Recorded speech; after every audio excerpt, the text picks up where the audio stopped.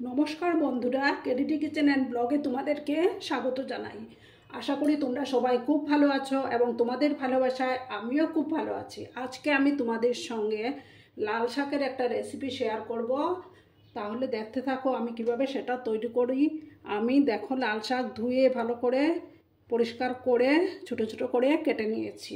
এবার আমি প্রথমে গ্যাসটা জ্বালিয়ে দেবো। গ্যাসটা জ্বালিয়ে দিলাম, আমি এবার প্যানটা বসিয়ে দেব।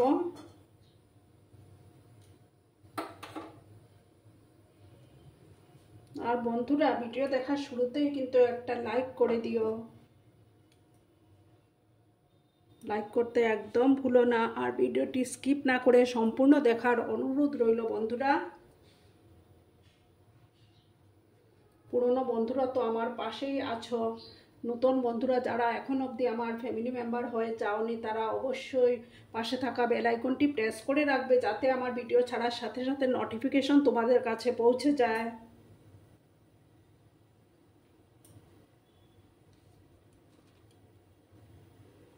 এবার আমি রান্নাটা সর্ষের তেলেই করব। সর্ষের তেল দিয়ে দিলাম।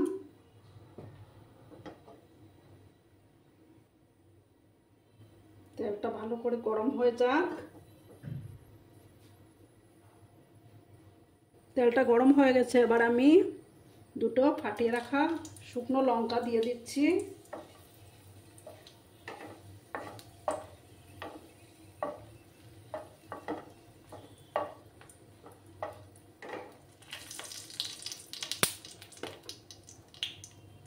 এবার আমি এই যে রসুন 7-8টা কোয়া রসুন কেটে রেখেছিলাম সেগুলো দিয়ে দেব।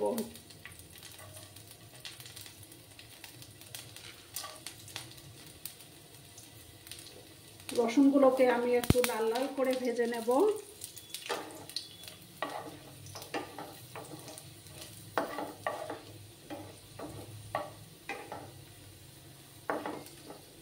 আর আমি দেব সামান্য কালো জিরে দেব।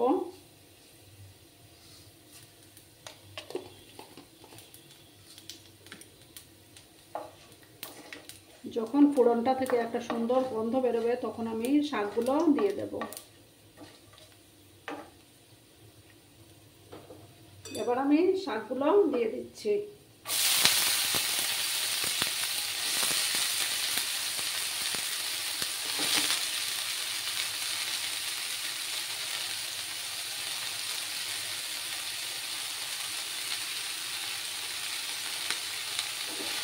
এবার একটু নাড়াচাড়া করবো আমি।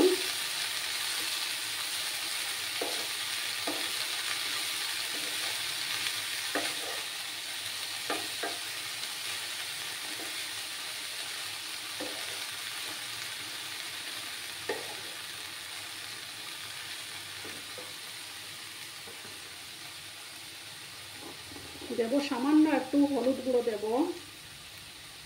এই যে সামান্য একটু হলুদ গুঁড়ো দিলাম।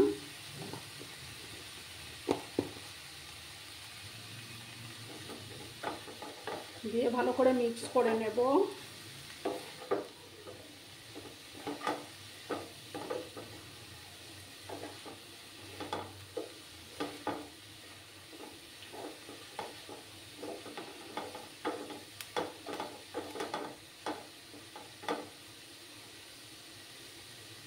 এবার আমি পরিমাণ মতো নুন দিয়ে দেব।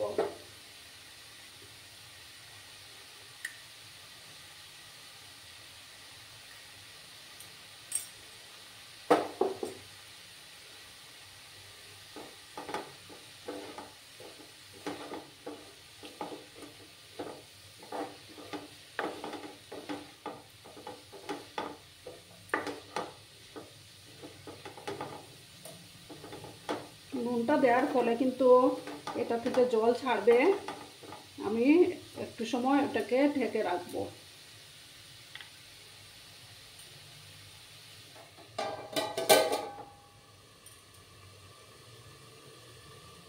এবার আমি ঢাকনাটা একটু সরিয়ে দেব, দিয়ে সামান্য একটু চিনি মিক্স করব। আমি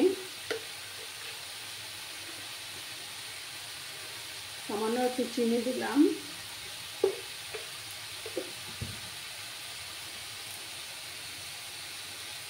দুটো চেরা কাঁচা লঙ্কা দিয়ে দিলাম।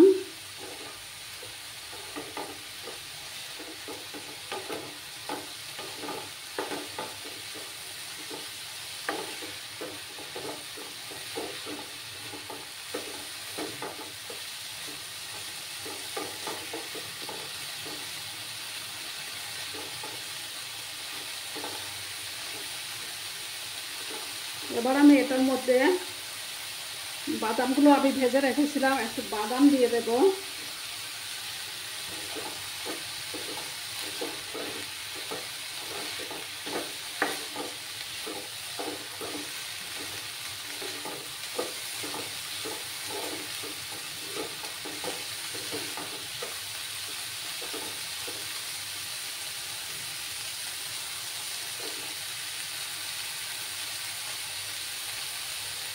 আর দেখো বন্ধুরা, আমি এখানে একটু মোরলা মাছ ইউজ করব। এগুলো ভেজে রেখেছিলাম, মোরলা মাছের মাথাগুলো ফেলে দিয়েছি।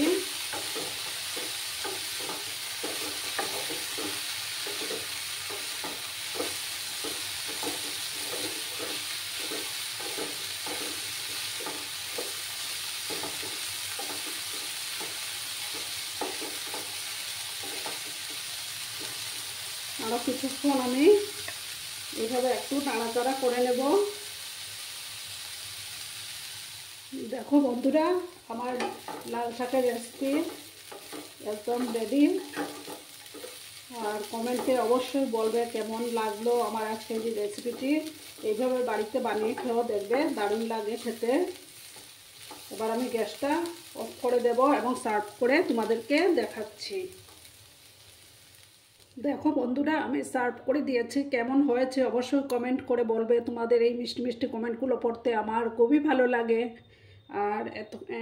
আর একটা লাইক করতে কিন্তু তোমরা ভুলবে না। তোমরা যখন লাইক করো তখন আমরা ভিডিও বানাতে আমি উৎসাহ পাই। আর এখন আমি বিদায় নিচ্ছি, আবার নেক্সট দিন আরেকটা ভিডিওর সাথে হাজির হয়ে যাব। ততক্ষণে তোমরা খুব ভালো থেকো, সুস্থ থেকো, পুজোতে খুব আনন্দ করো। ধন্যবাদ।